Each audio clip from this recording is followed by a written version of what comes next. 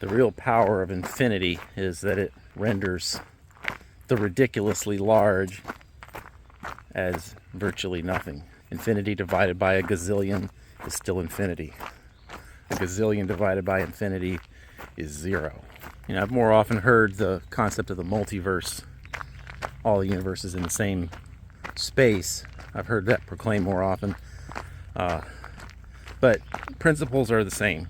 You've got an infinite number of universes in the multiverse, so you've got an infinite number of chances to overcome the gazillion to one odds. So which is harder to believe, the Infiniverse or that there's an infinite, all-powerful God in charge of one universe?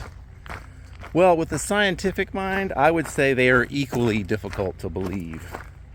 In both cases, you still have no answer at all for why is there something rather than nothing. Why is there an Infiniverse or why is there a God? Those are both impossible for us to answer or fully comprehend. So with the scientific mind, you just kind of have to take your pick or ignore both of them and just do science within the one universe that we have. And I think even though I'm one who believes in the omnipotent God, I still think in science you still limit yourself to things that you can study and detect and experiment upon.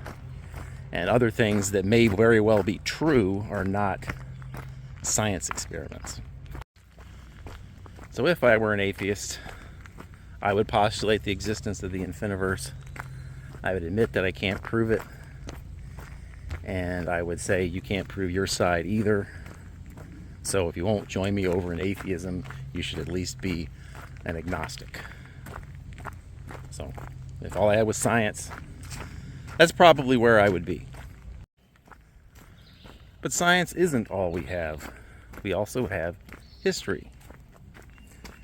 For most people, if they could believe that Jesus really did rise from the dead, they would have no problem believing in God. They may not like God, they may not like the system, but they would have little difficulty believing that God exists. So what do we have from history? Well, even atheistic scholars will acknowledge that there really was a Jesus, that he really was crucified by the Romans in the early 1st century. And not only that, that his disciples genuinely did believe that he rose from the dead. They weren't out there making up lies. They really believed that Jesus rose from the dead. Something happened to convince them of that. Bart Ehrman is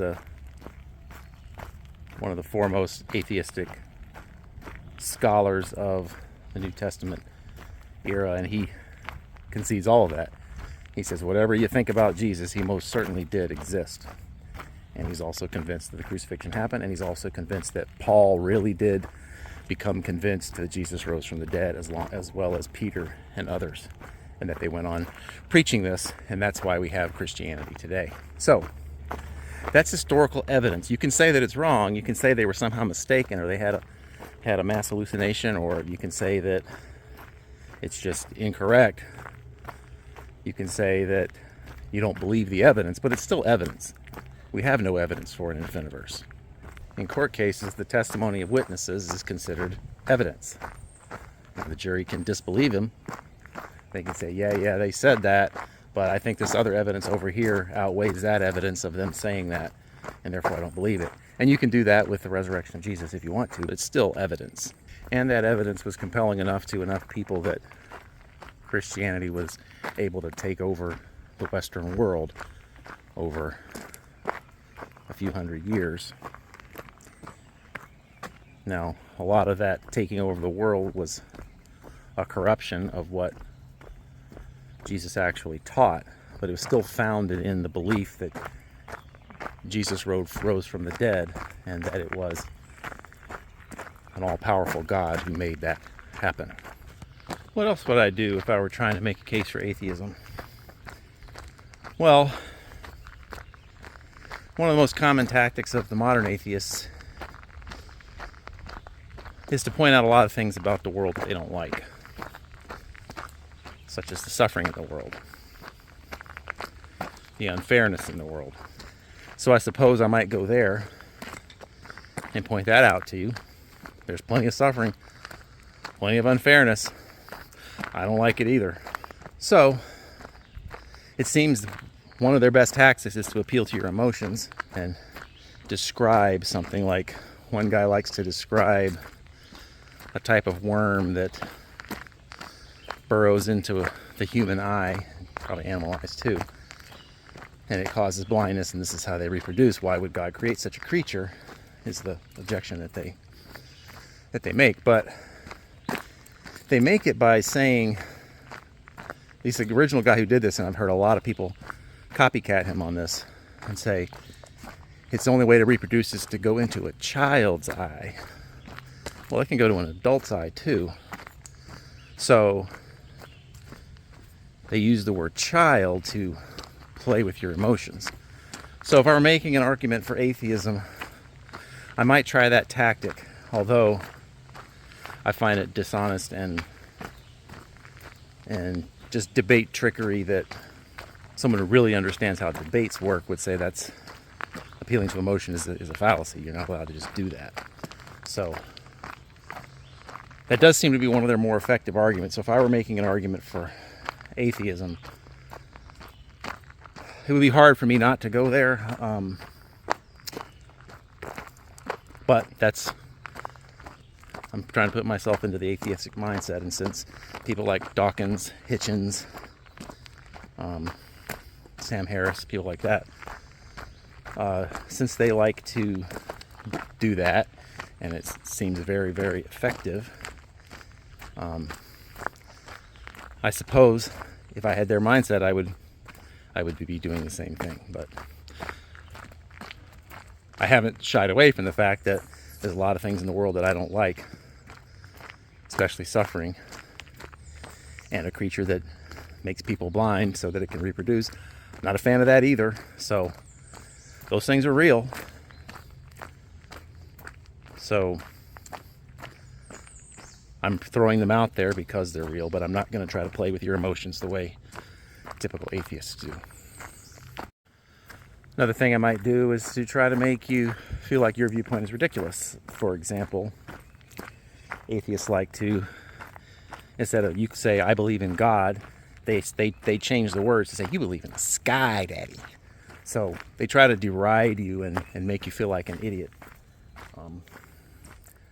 Whereas if they had a really good argument, they wouldn't have to do that.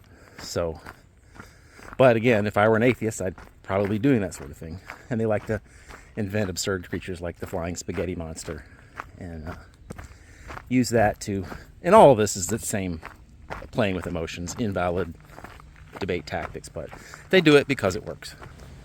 Another tactic I might try is the concept of wishful thinking. I might suggest that your belief in God is coming from wishful thinking. Well, that goes both ways. The Infiniverse and the multiverse, those come from wishful thinking too. The idea of wishful thinking doesn't really help address the dilemma. A few more thoughts on evidence. Court cases have different standards depending on what type of case it is. If it's a criminal case, you have to be proven guilty beyond a reasonable doubt. That's a stricter standard than in a civil case. Let's say you sue me for $1,000. The standard there is preponderance of the evidence. If the judge determines it's more likely than not that I really owe you the $1,000, then the judge will probably rule in your favor. The judge doesn't have to be convinced beyond a reasonable doubt. The judge just said, yeah, probably he owes the money, so I'm going to award it.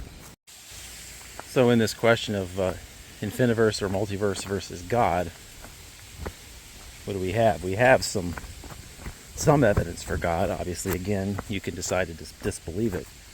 But there is some evidence for God. There's no evidence for the Infiniverse or multiverse. So preponderance of the evidence would say we'll go with God. Now, if you're looking for proof beyond a reasonable doubt, that's a much harder standard, and I certainly don't claim that I can make that kind of proof.